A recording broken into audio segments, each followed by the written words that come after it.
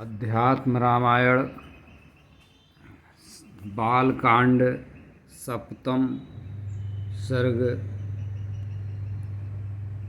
श्री महादेव जी बोले,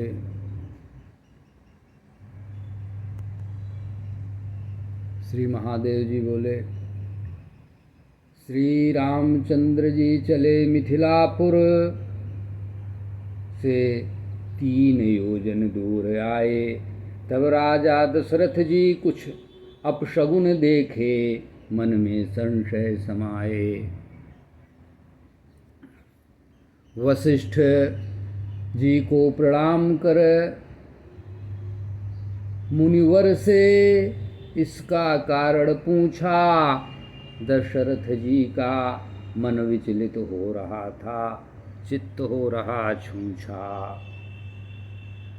वशिष्ठ जी ने कहा, इसमें किसी आगामी भय की सूचना है। उस भय से निर्भय होंगे तुरंत, उसको क्या सोचना है। वे ऐसा कह ही रहे थे कि तीव्र तेज हवा का झोंका बहा।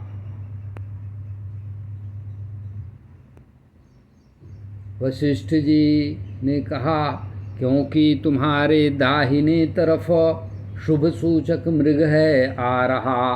वे ऐसा कह ही रहे थे कि तेज हवा का झोंका बहा।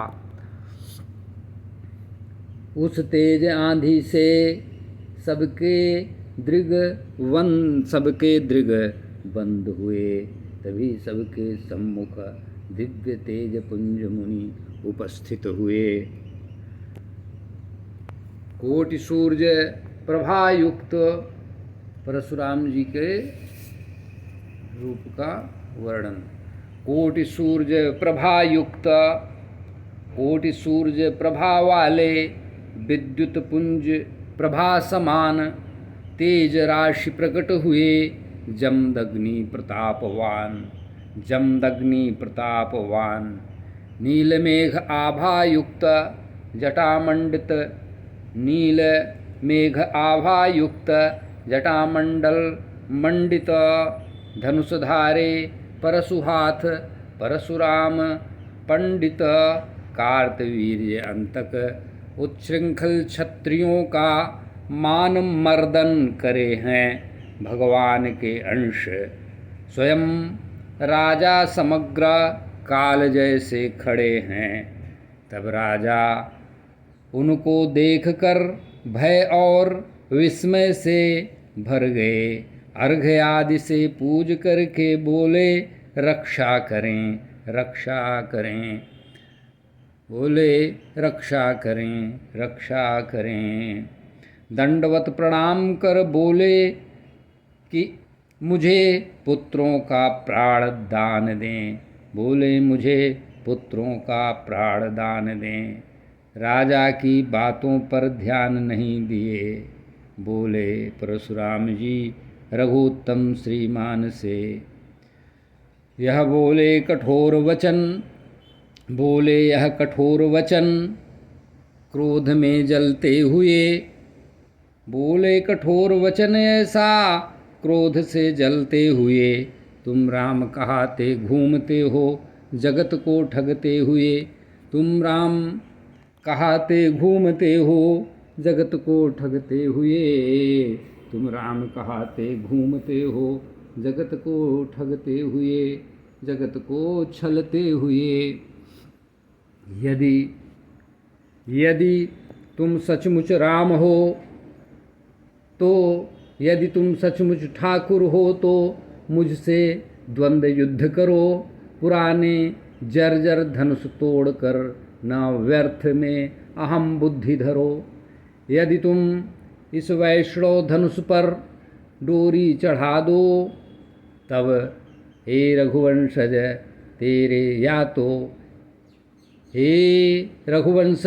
तेरे साथ मेरा संग्राम हो।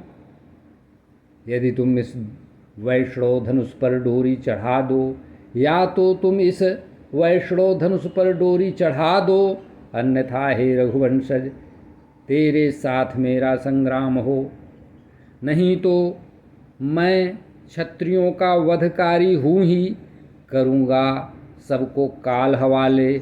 उस समय पृथ्वी काँप गई जब वे ऐसा वाक्य बोले। सबके आँखों के सामने अंधकार छा गया। तब श्री राम धनुष छीन लिए, उनको क्रोध आ गया। श्री राम धनुष छीन लिए, उनको क्रोध आ गया। श्री राम धनुष को खींचकर उस पर डोरी तान दिए। तरकस से एक बाण निकाले, परशुराम पर संधान किए। परशुराम पर संधान किए, बोले, हे भार्गव राम, अब मेरा वचन सुनिए। मेरा बाण अमोघ है, इसके लिए लक्ष्य चुनिए। आपके युगल चरणों को अथवा पुण्य से जीते लोक को मेरा बाण ले लेगा, चाहे आप भागें अब लोक और परलोक को। आपका कर्तव्य है शीघ्र चुनाव करिए, मानिए मेरी आज्ञा को। भार्गव का मुख गिर गया जब श्री रामचंद्र ऐसा बोले उनको। तब श्री राम जय राम, जय जय राम, श्री राम जय राम, जय जय राम। तब पूर्व का वृत्तांत स्मरण करते हुए यह बोले श्री परशुराम, हे महाबाहु श्री राम, मैं जान गया कि आप हैं परमेश्वर श्री राम, कि आप हैं परमेश्वर श्री राम।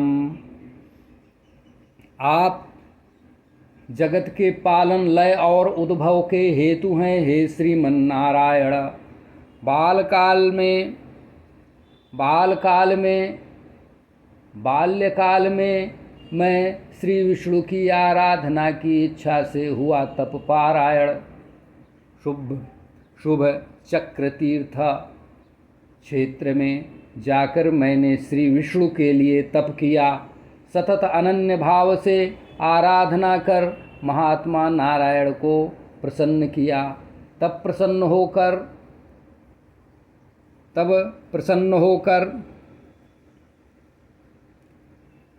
वे देवेश शंख चक्र गदाधर, हे रघुवर, वे मुझसे बोले, प्रसन्न मुख पंकज वर। श्री भगवान बोले, उत्तिष्ठ तपसो ब्रह्म फलितम ते तपो महत्। श्री भगवान जी बोले, हे ब्रह्मन, तुम्हारा महान तप फलित हुआ। उठो तपस्या छोड़कर मेरे चिरंश से युक्त होकर है वंश का वध करो होड़कर।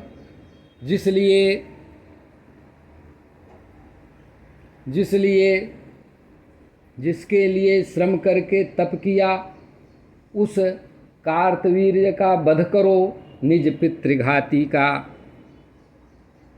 उस कार्तवीर्य का वध करो निज पितृघाती का। धरती भार क्षत्रिय गणों का 21 बार संहार करो प्रत्येक घोर अपराधी का। तब संपूर्ण भूमि ब्राह्मणों को दान देकर, तब संपूर्ण भूमि कश्यप जी को दान देकर शांति लाभ करना। त्रेता युग में मैं अव्यय दशरथ पुत्र राम होऊंगा, याद रखना। तब मुझको देखोगे जब परम शक्ति सीता के साथ प्रकट होऊंगा। तब तुम्हें पूर्व में दिया गया अपना तेज पुनः ले लेऊंगा। तब तुम्हें पूर्व में दिया गया अपना तेज पुनः ले लूँगा। तब तपस्या करते हुए लोक में रहोगे कल्पांत भर। यह कहकर अंतर्ध्यान हुए श्री विष्णुहरि। तब तदनुसार किया वह कार्य कर। हे श्री राम, हे श्री राम, हे श्री राम, आप वही विष्णु हैं।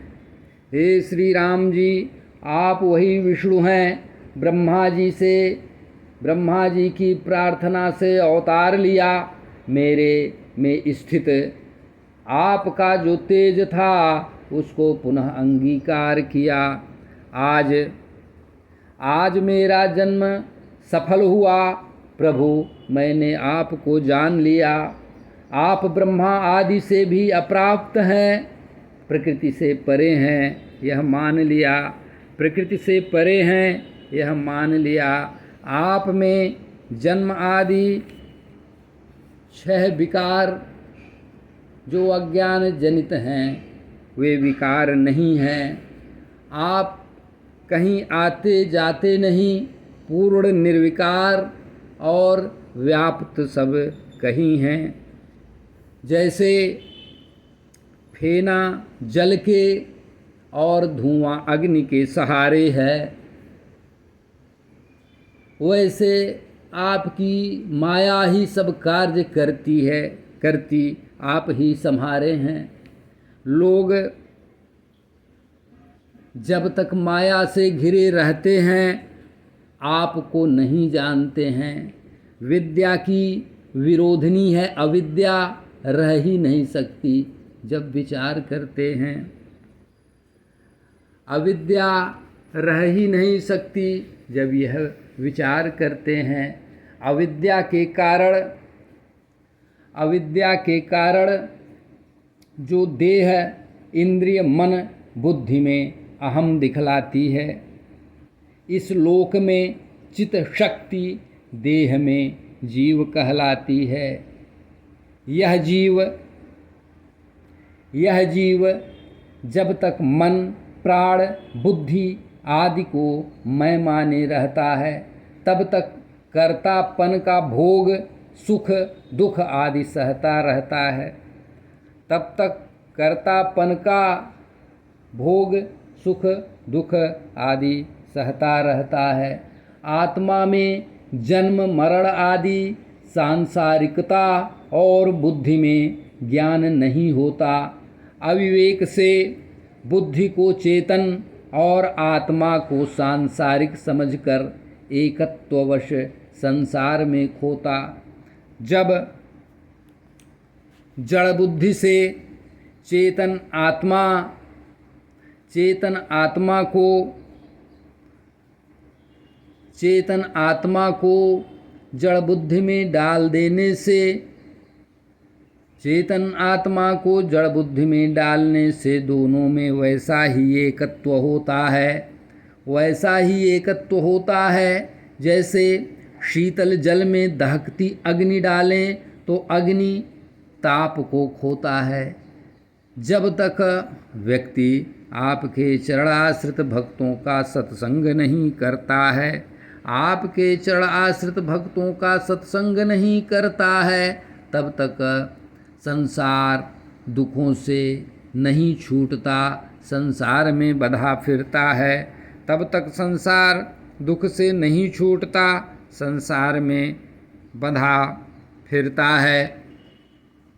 व्यक्ति द्वारा जब आपके भक्तों का सत्संग